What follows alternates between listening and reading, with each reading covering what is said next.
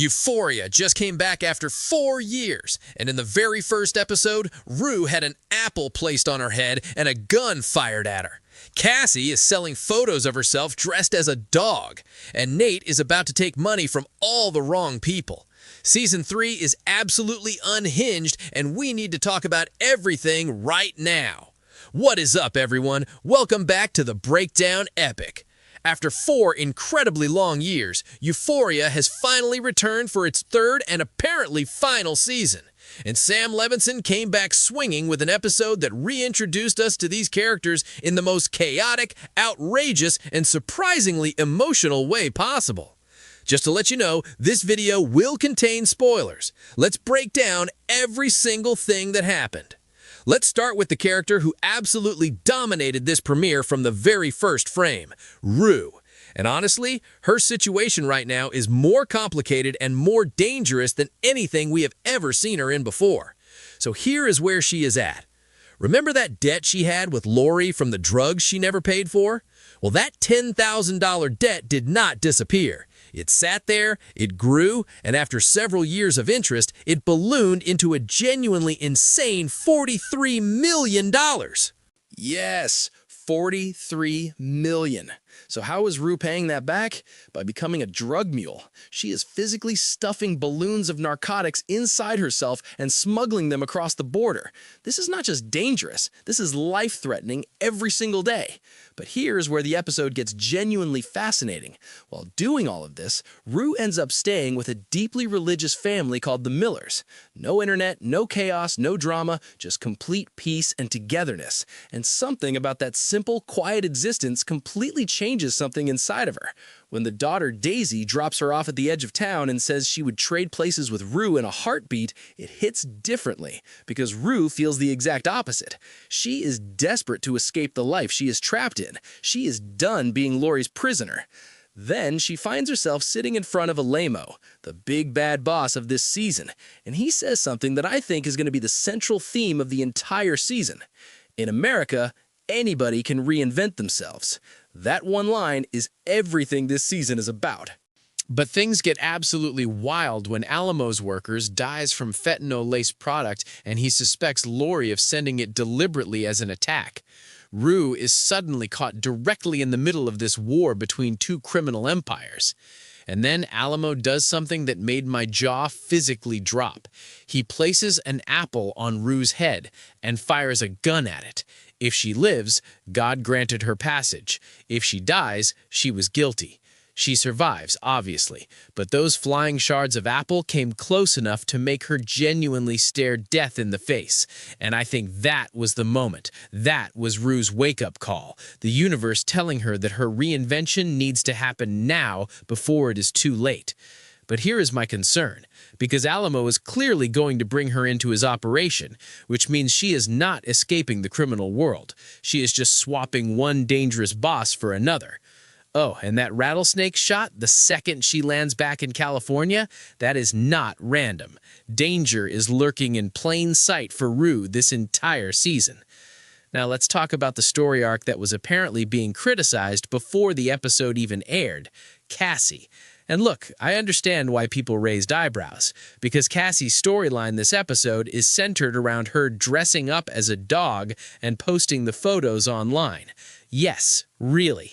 But here's the thing, if you look past the obvious shock value, the actual motivation behind it is genuinely interesting. Cassie's arc a little shallow right now? Maybe, but the reinvention theme is absolutely there, and I think it is going to get a lot more interesting. And then there's Nate, who is somehow still one of the most frustrating characters on television. After taking over his father's construction business, Nate has big dreams. He has identified that baby boomers are dying at a rate of 1 every 15 seconds, and within the next decade, there is going to be a massive surge in end-of-life care demand. So, he wants to build Sun Settlers, an upscale end-of-life care facility. Smart idea on paper, but here is the problem. Nobody is investing. Building in California is notoriously difficult and expensive, and Nate doesn't even have enough financial backing to get off the starting line, let alone reach the finish. So, what does someone like Nate do when he is desperate and proud and refuses to fail? He takes money from the wrong people. That is where this is heading. I can feel it. And when that happens, everything collapses. The business, the money, the relationship with Cassie, all of it. Because here's the truth about Nate that this episode made crystal clear. He has not changed. He is still controlling, still condescending, still speaks to Cassie and the people around him like they are beneath him. His reinvention is not working, and I think by the end of this season, he is going to lose absolutely everything because of who he fundamentally is at his core. So, stepping back and looking at this premiere as a whole, what did I actually think? Honestly, it was a solid but not spectacular return. The first quarter of the episode was tremendous. I am genuinely invested. It took a bit to get there, but now I am fully on board. But from there on, things became a little less interesting. Nate's story is almost too predictable, and Cassie's trials feel relatively uninteresting. Yes, it's nice to see Cassie not drinking anymore, but that's not really something to build an entire arc around. The setup for what's coming with Nate is also a bit too much. Way too much exposition and not enough feeling like this is actually happening. So, overall, a good return with a lot of potential, but the pacing needs some work and the plot lines need something to spice them up. Up next is the end of this premiere. We will find out what happens. Episode felt genuinely slow. Watching Rue travel from Mexico back to the US for that extended stretch of time tested my patience a little. But once the other characters started appearing on screen and those storylines began connecting, it started feeling like Euphoria again. The central theme of reinvention and the American dream is actually a really compelling angle for this final season. Tying everyone's arc back to that one idea that Alamo introduces gives the season a clear thematic spine. Performances-wise, Zendaya was brilliant as always. She just is Rue. Sydney Sweeney brought genuine commitment to a storyline that could have felt ridiculous, but somehow she made it work. And Jacob Elordi as Nate continues to be effortlessly magnetic even when his character is being insufferable. My one honest concern is Cassie's arc feeling a little substanceless right now. It feels like it was designed specifically for viral moments and social media talkability rather than genuine character depth, but I am willing to give it time. Overall, this was a confident, stylish return for one of HBO's most important shows. And with this apparently being the final season, every episode from here matters enormously. Euphoria just came back after 4 years, and in the very first episode, Rue had an apple placed on her head and a gun fired at her.